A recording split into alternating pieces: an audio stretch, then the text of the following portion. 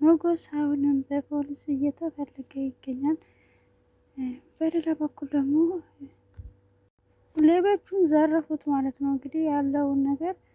በዛ ላይ ደግሞ በችግር ውስጥ ነው ያሉት። እንደዛም ሆኖ ግን ሌቦች ዘረፉት ያለውን በር፣ ስልኩን ቀምቶታል ማለት ነው። አሁን እንግዲህ የሚበሉትን እንኳን የላቸውም። ተጨማሪ ደግሞ ከስራም ተባሯል ማለት ነው። እንግዲህ ሞገስና ሉሉ አሁን ላይ በጣም እየተቸገሩ ነው ያሉት። ሜላት ደግሞ ሰውየውን እንግዲህ በቪዲዮ ቀርጻ ነበረ። አሁን ላይ እንግዲህ በዛ ቪዲዮ አስፈራርታ ብር ተቀብለዋለች ማለት ነው።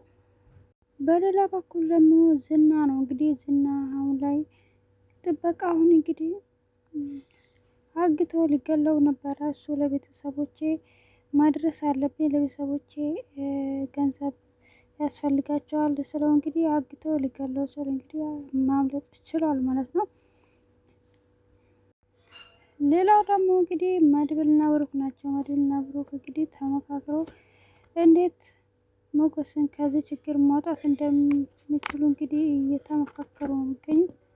ሰላም ሰላም ውድ ቤተሰቦቼ እንዴት ናችሁ? ደህና ናችሁ? ሰላማችሁ እያላችሁበት ብዙ ትበላችሁ። ምሳሌ ክፍል 141 እንግዲህ ተለቋል ውዶችዬ። በባለፈው እንግዲህ በክፍል 140 እንዳየነው ሞገስ ዝና ላይ እንደጠቆመበት ቪዲዮ ለፖሊሶች አሳልፎ እንደሰጠ እንግዲህ መድብል ሰምቶ ነበረ። እንግዲህ እሱ ሰምቶ በጣም ሲጨነቅ ነበረ ከዳጣ ጋር ሆኖ ሞገስ የደረሰበት በእኔ ምክንያት ነው ይሄ ሁሉ ስቃይ እያሳለፈ ያለ እያለ እንግዲህ በጣም በራሱ ሲማረር ነበረ። በዚሁ እንዲህ እያለ እንግዲህ ቅድስትና ብሩክን መጡ ማለት ነው።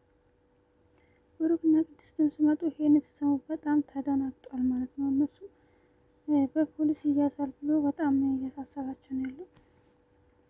እንግዲህ በሆነ መንገድ እሱን ከዚህ ማምለጥ አለበት ብሎ እንግዲህ እያሰቡ ነው ያሉት ማለት ነው።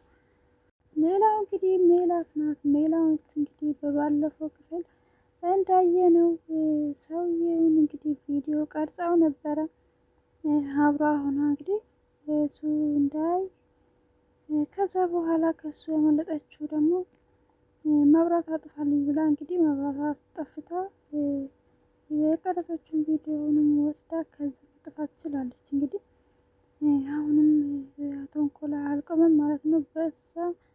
በዛ ቪዲዮ አስፈራርታ ለሚስት ነው የምሰጥልህ በዛ በማህበራዊ ሚዲያም ለቅብሃለሁ ብላ እንግዲህ ብር ስጠኝ ብላ ተቀብለዋለች ማለት ነው። እንግዲህ 500,000 ካልሰጠኸኝ ይህንን ቪዲዮ ለሚስትና አደባባይ አወጣዋለሁ ብላ እንግዲህ መቀበል ብሩንም ከሱ መቀበል ትችላለች ማለት ነው። እንግዲህ የእሷ ተንኮል ምንም ማብቂያ የለውም። መጨረሻዋ እንግዲህ ምን እንደሚሆን አብረን የምናየው ይሆናል። ሌላኛው ደግሞ እንግዲህ ዝና ነው። ዝና እንግዲህ አሁንም ቢሆን ምንም የሱ ተንኮልም አልቆመም ማለት ነው። እንግዲህ ጥበቃውን ለቤተሰቦች ብር አስገባላቸዋለሁ ብር ሰጣቸዋለሁ ብሎ እንግዲህ ከአካባቢ እንድጠፋ ነግሮት የነበረው ለቤተሰቡም ቢሆን ግን ብር አልሰጠም ማለት ነው። ምንም ነገር ድጋፍ አላደረገለትም እና ቤተሰቦች እየተቸገሩ ነው ለነሱ ምንም አላረክላቸውም ብሎ በድጋሚ ወደ እሱ ተመልሶ ሲሄድ እንግዲህ ሰውዬውን አግተው ማለት ነው። አግተው እንግዲህ እሱን ለማስወገድ ነበረ ሀሳቡ። ጥበቃው አሁን ግን አልተሸነፈለትም። በአጋጣሚ ሆኖ ያው ራስን የሚከላከልበት ነገር በእጁ ይዞ ነበረ። እንግዲህ እሱን የሚጠብቅ ልጅ እሱን ሊያስወግድ ያሰበው ልጅ እንግዲህ ወቅቱ መውጣት ችሏል ማለት ነው። ከዚህ ማምለጥ ችሏል። እሱ እንግዲህ አሁን ላይ ወይ ለመድብል ደውሎ ይቅርታ ጠይቆ እንግዲህ ከአብሮ ሆኖ ሞገስንም ነፃ ቢያወጣ በጣም ጥሩ ነበረ። እንግዲህ እሱም ቢሆን አሁን ላይ ከዛም አምልጦ ቢያመልጥም ድጋሚ ዝና ድጋሚ ቢያገኘው አይተውም ማለት ነው። መሆን ያለበት እንግዲህ ከመድብል ጋር ተጋግዞ መስራት አለባቸው። ይሄ ነው የማስበው። ሌላ እንግዲህ ሞገስ ነው። ሞገስ አሁን ላይ በጣም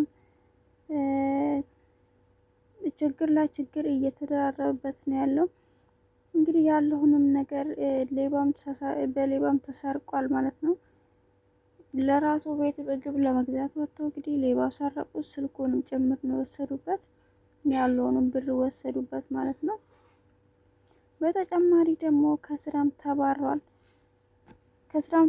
ሌላ ስራ ደግሞ ወጥቶ መስራት እንኳን አይችልም ማለት ነው። እንግዲህ በፖሊስም እየተፈለገ ነው ያለው። ሁሉም እንግዲህ ወጥቼ ልስራ ለምንድን ነው የምትከለክለኝ እያለችው ነበር። እንግዲህ በዚህ በስራ ምክንያት እየተጨቀጨቁ እያለ እንግዲህ እኔ ወጥቼ መስራት አለብኝ ስትለው እንግዲህ ከፈለሽ በቃ ወደ ዝና ተመለሽ ያኑ ነጻነት የሚሰጥሽ ስላት እንግዲህ እሷም ተናዳ በጥፊ መታችሁ ማለት ነው። እንግዲህ ሞገስን በጣም ደንግጣ ሳታስበው ነው እንግዲህ እሱም መምታት የቻለችው። እሱ ምንም አልተቀየማትም ማለት ነው። ይቅርታ ጠይቃው እንግዲህ በድጋሚ እሱ ስራ ለመፈለግም ወጣ ማለት ነው። እንግዲህ ከቤት ሲወጣ የእሱ ፎቶ ተለጥፎ ነው ያለው ማለት ነው።